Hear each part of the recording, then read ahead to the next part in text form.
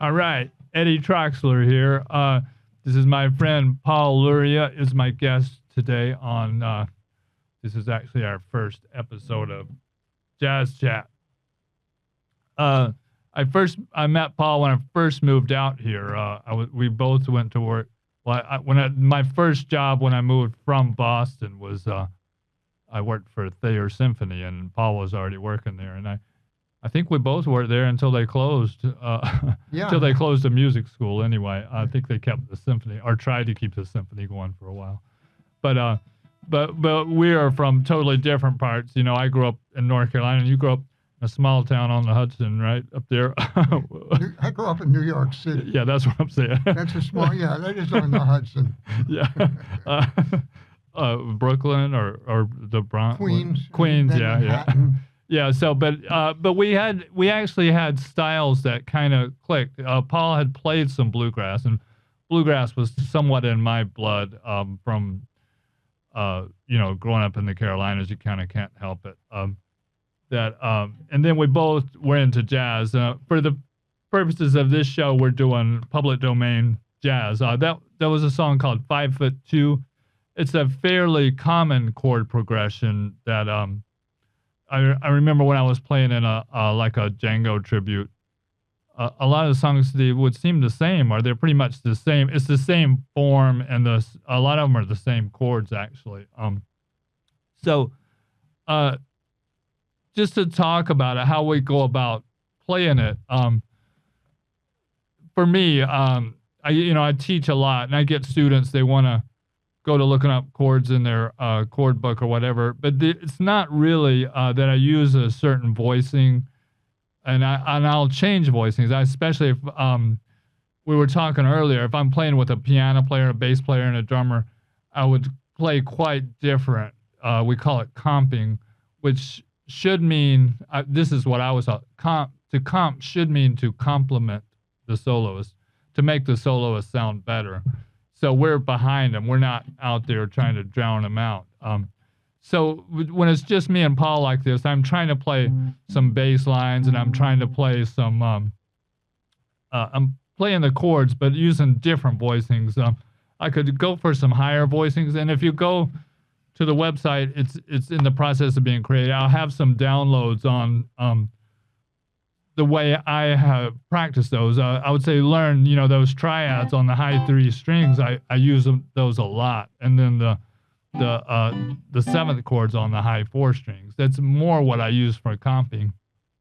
And then if you're doing like chord solo stuff or something, it's good to I try to put that melody in the top of the chord. I wasn't really doing a chord solo of this, but I could think about that. Like the first chord is a C, and we have an E and a G in the melody.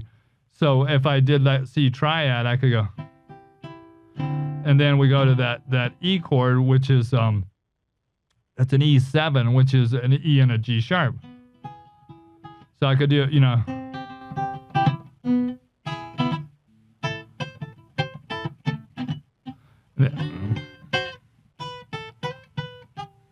and I haven't practiced that, but I could practice it. And then I think the point that I'm making, and Paul can reflect on this too, is that you learn these songs you want to explore these voicings yourself, not look them up. And then, and that's the way most people play, because it does vary depending on what I have in the band and what feel we're going for at the time. If you're playing in a Dixieland band, you would play quite different than, say, if you're playing in a big band or a Django tribute, like those gypsy jazz, we call it, or La Pompe, I've heard it called before too. But anyway, do you want to? Paul probably taught me this song. I kid him, he probably knew it when it first came out. But if you want to talk about, because you probably played it a lot more than me, and if you want to say something about how you go about this tune, did you just learn it from playing it, like when you were a kid? Because I was saying my grandmother taught me a lot of these songs when I was really young. and I heard him from my mother was a piano player, and I learned a lot of these tunes, and I have a lot of lyrics in my head.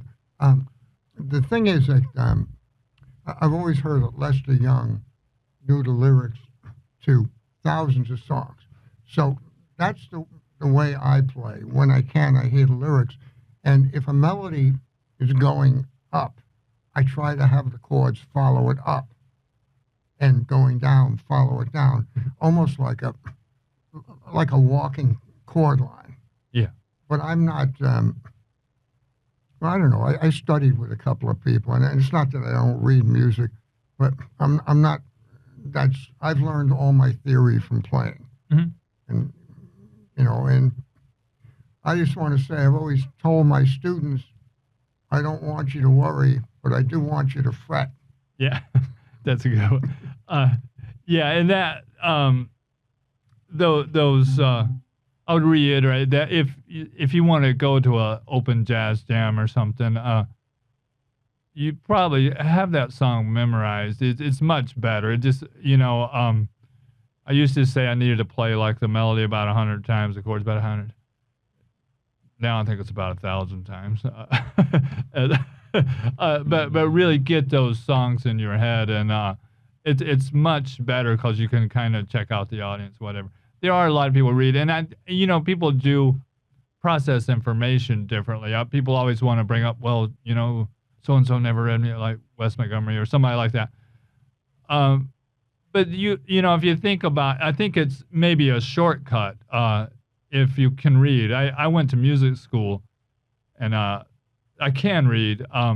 Generally, for stuff like this, I don't want to read it too much. But if I had a gig doing big band or classical, or even just sometimes the college here hires like pit band work, or there's Monty Tech. You have to read the charts. So it's, if you think about it, people don't even remember phone books anymore. Say if you were illiterate, you couldn't read anything. You would have to memorize a bunch of numbers, but you wouldn't bother, memorizing phone numbers because we could always look them up, right? So it's kind of, I think if you've never read, maybe you rely more on your ear. And a lot of the tunes they're way back in my head. I just learned them from jamming with people, learn them on gigs, whatever. But anyway, maybe back to those voicings. I was kind of, that plain old C chord is what I was using in the beginning.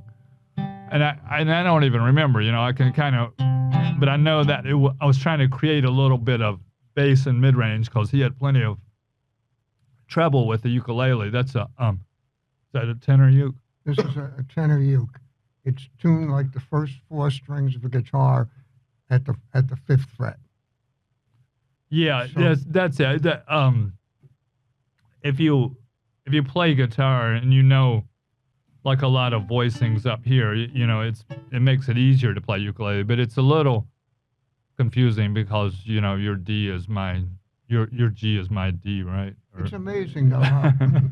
I mean, I do read music for ukulele and guitar, mm-hmm. and it's kind of amazing how your mind can compartmentalize. Yeah, it is, and it just, I think for me, the bottom line, it takes practice, and it's, even that, I mean, I'm 65 now, that it's not like you stop learning at all. I've learned so much. I mean, I remember through COVID, I just decided I needed to practice more, and I was doing, 5 and 6 hours a day, but I was learning so much from that, and I think I even learned more than when I was young because my brain was on everything else, when I was young. But anyway, back to those voicings.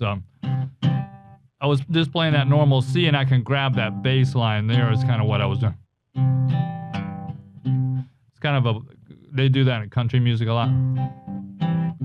But then my next chord is that E, so I kind of kept that same shape and just moved it up here, like it says the E7. And if you think about music theory just a little bit, these are not all within the key. If that E was a minor and the A was a minor, it would be within the key of C. but they're not, and that makes a difference when you're soloing a little bit. I mean, you can just hear it. That E7 obviously has a G sharp in it, and I'm gonna have downloads of the book I wrote, as well as some voicings that I use on the website.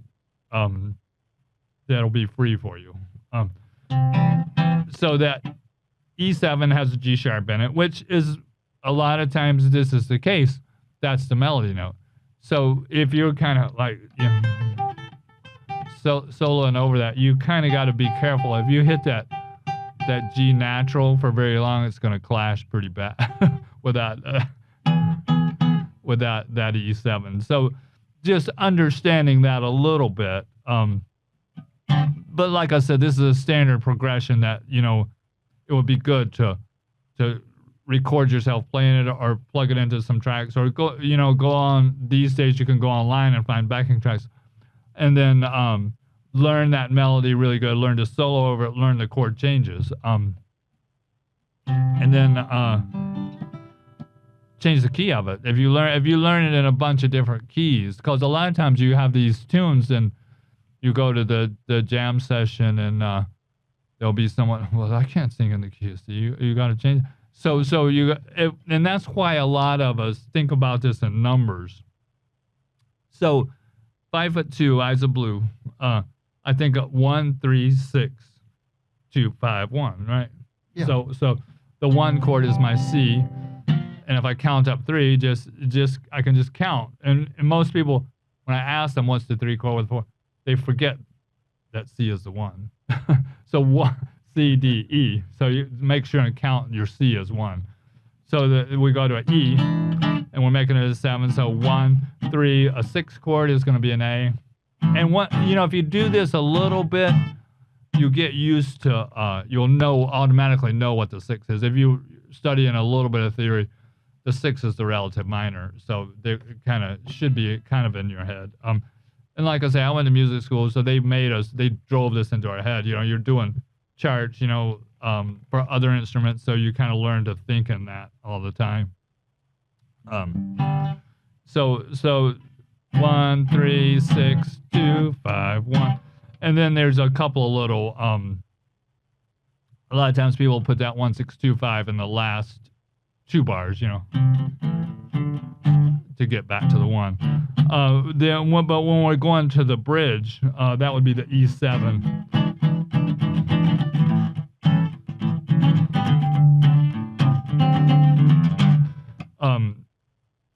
You don't want to do that. The most common cadence, if you want to get to that E7, you might do a fifth of that, which would be a B. But you don't have to. You can jump right in there too.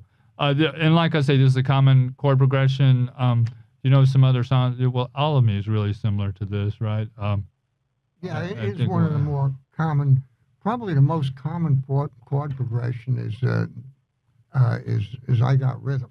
Yeah, they call it rhythm changes, and to some people that'll mean the form of the song, but it really should mean I got rhythm. They say, oh, that's rhythm changes. And then a lot of, if you're into bebop, a lot of those Charlie Parker tunes are rhythm changes. And the original I Got Rhythms in B flat, right? Yeah, I think so. Well, and that's, our.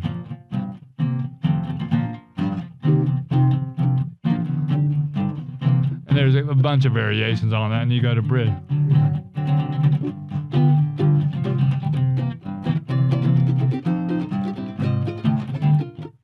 Dun, dun, dun, dun, dun, dun. Yeah. So that's worth learning in all 12 keys. If you want to absolutely if you want an introduction to jazz, I guess probably the most common chord progression may be the 12-bar blues. If you don't know that, you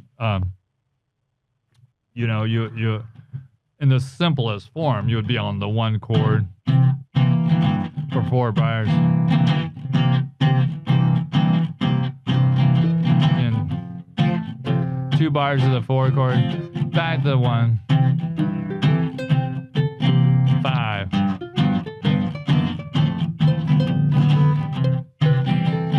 Back to the top. That's the 12 bars right there. You know. So that's pretty common. That 12. You know, most of the early rock and roll is that chord progression. A lot of the Elvis songs, you'll hear that, or like, you know, if you could do something like, you know,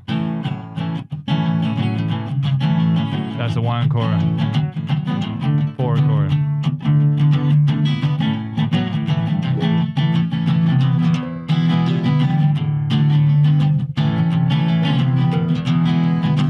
And there's a lot of variations. Sometimes, you know, you go to a blues jam, they say, oh, it has a quick change.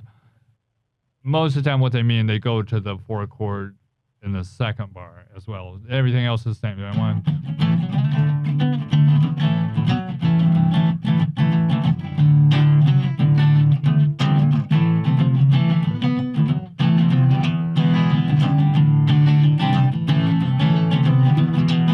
And those two, I would play them as many places as you can. You know what I mean? Play them in different keys, and then try and, you know, playing them with these triads that you're going to be able to download. They're pretty simple. If you do a root position C, it's going to be. I use those a lot for if you practice that in all 12 keys. Those are probably the ones I use the most. And then the minors would be. And then if I did G, I would start with that shape, which would be. So if you practice that, they come in really handy, and I'll play my knowing those. Say, well, when I'm in the key of C, I could take that triad, and I can play a lead right off of that. Then I'm back to the other triad right there. So I kind of think about it as this kind of somewhat of a roadmap. It's kind of always there, but I guess back to the point is you just got to put the time into it, where it kind of I think you when you're actually playing, you don't want your audience to know that you're having to think about all this stuff. And you want, just like sitting here talking, we're not thinking about the alphabet, even though we had to learn that when we were a kid to be able to read and write, but we're not, you know, and we want to be able to emphasize certain points. If the same with music. I'm sure you've heard people play that are really virtuoso musicians, but there doesn't seem to be anything there, you know. It's like, where's the soul, you know? Yeah, no, I agree. And it's interesting. It's good to have a guide, a mentor, or a teacher, because everyone's always said practice makes perfect. But a friend of mine who was a music teacher said practice makes permanent. And it's harder to unlearn something than to learn it. That's true. And yeah, there's I don't really agree with the practice makes perfect, but No, I don't either. Segovia said, I think if you don't practice, you don't progress. So Right. He said that when he was at like 85. Yeah, he was still doing like, 7-8 hours a day when he was, 90. So You know what Segovia said too? He said the guitar is the most beautiful of all instruments because the violin you have to hit with a stick, but the guitar you embrace. Yeah, that's pretty good. Yeah. Yeah, I mean, he said that. I didn't say it. Yeah, and I think it seems like music, you can keep going. It's not like dancers and stuff. They're kind of done at about 30 years old. Yeah. But what's the bass player from he lives in Boston, Ron Carter. I mean, he still plays all the time, and he's like playing upright bass. I think he's 94. That amazes me because that takes a lot of hand strength. Yeah, and he was like during COVID, he was like, oh yeah, I'm doing a lot of practicing. I'm really getting it. But now he's back to touring, whatever, But I want to say, Eddie was saying how so much of the early rock and roll was based off the blues, which is absolutely true. But being of that first generation, the other part was a variation on sort of I Got Rhythm. Oh, yeah, the 1-6-2-5. Yeah, we call that a 1-6-2-5 or a 1-6-4-5 as well. That's so much doo-wop, Yeah. Yeah, a 1/6. Yeah. Dun, dun.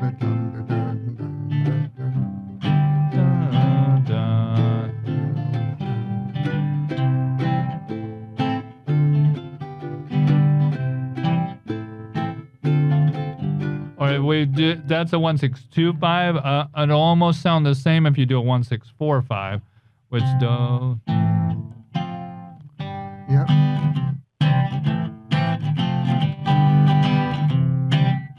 And that could be any rhythm. Like I think piano players, they'll do it with two people when they first learn that heart as a heart and soul. Oh yeah, yeah, yeah. Dun, dun, dun, Because a lot of it is like da da da da da da da da da da da double da da da da da.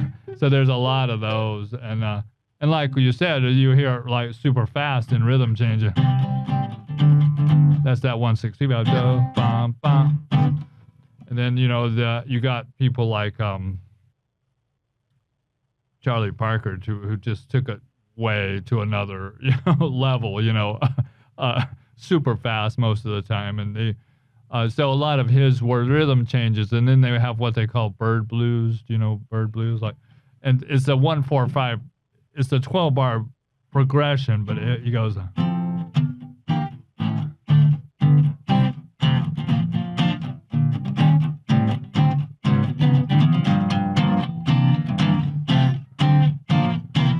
It's adding a lot of substitutions. But again, if you read his bio, or watch films, he put in a lot of time. I mean, he was doing like 12 hours a day sometimes. I mean, and he got the big bucks for doing it, and then he had other problems after that. But I think the point, I think a lot of these movies tend to focus on their drug use or whatever. But really, they became a great musician first, I think, and then that maybe came later, or maybe that obsessive compulsive behavior that helped them practice that many hours. Then when they find other stuff, they overindulged. But really, for musicians, the big one, the big danger is booze. Yeah, because it's free a lot of times. Right. I mean, I work in restaurants now, and I've quit drinking years ago, and they're always saying, "Oh, do you want something? Here, let me buy you a drink." So I'm like, "No, I'm good. Thank you." Because it is, and plus the late hours sometimes if you're not. I mean, fortunately now I have restaurant gigs, so I'm usually done 9 or 10 o'clock. But I have even on the local level playing in rock bands. If they want you to play till close, and this house 2 in the morning, and then time you take down, and you're lucky to get home by 3 in the morning, and that's these days I don't think it's too healthy. I mean, when I was young, I said, yeah, it's really cool, Yeah. But and so yeah, that take care of yourself. And one of my teachers at Berkeley used to say, play as much as you can without hurting yourself, mentally or physically. So you don't want to sacrifice. There's another saying that I don't believe in, is that no pain, no gain. If you're having pain, you need to do something different. I mean, fortunately I haven't had any hand pain, but a lot of times you'll see people playing like this or like that. That's gonna really ruin your hand. It's the same as typing or anything. If you look at your hand, that one's better visible. The muscles are through here. So there's not muscles in your fingers. The muscles that pull them are up through there. So if you see people on TV sometimes with their guitar almost down to their knees, I mean, maybe it looks cool, but that's going to really mess up your hand if you play for a lot of hours like that. And if you took piano, a lot of us, it was kind of standard where I grew up. If you get a certain age, you take piano lessons. Then one of the first things they tell you is to keep your hands up. You don't rest them on the wood, because that'll mess up those hands. So take care of yourself and put in some practice. Do you have some stuff you want to add? We're getting close to our 30-minute mark. No, just that. What I mean, you should just keep playing a lot. Leon Redbone said he never practiced. He just fooled with the instrument, 5 or 6 hours a day. And Pete Seeger once said you had to be a lazy person to be a folk musician because you had to waste entire afternoons just playing music. Yeah, yeah. Well, that's I think of it as playing now, unless that, if I have a gig that I have to learn some tunes for that sometimes I get weddings or something, and it's really not my choice in tunes, but I have to learn them because they're paying me. It's like a pit orchestra. Yeah. That can be a lot of work, a pit orchestra. It is, and I mean, I love playing, and hopefully the people watching hopefully you're getting something from this. So give us a like, subscribe to our channel, and I would like to say one last thing. We have a saying: it's the singer, not the song. So I mean, you can have 2 versions of "I've Got Rhythm" or something. One Charlie Parker. Well, what's the name of his tune? That's "I've Got Rhythm." There's Anthropology. That's I Got Rhythm. There's Dexterity is also that. But it is. It's the singer. And if I learn a song, I listen to a lot of versions. When I was learning on the Sunny Side of the Street, I listened to 5 or 6 versions. Yeah. And the only person that went for the high note the way it was written was Frank Sinatra. Yeah, those people had something, that they could do it for sure. And some of those arrangements were incredible, if you listen to those musicians. And nowadays, I try to do that, and listen to a bunch of different versions because it's so easily available. Like when I was growing up, you either had to find a tape or you wait for the radio to play it, or if you had some records, But these days, it's all so readily available, and you can. And I try to make myself first learn it by ear, and then if I want to look at a chart, then I'll take a look at it and then kind of figure out what's going on there. Or to look at the chart and see how close I was, by ear. And I think that helps a lot. It gets it in your head how the song should go. You want to play one chorus of it to go out? The 5'2", what? 5'2"? Or something, or we can play something else if you want. Whatever you want. Yeah, we'll do the 5'2" again, and we'll have a new song for you next week. If you have suggestions, we're doing public domain, or we'll bring in some originals too. This happens to be public domain. I forget when it was written, before 1929 though, or 1929 or prior this year. 1, 2,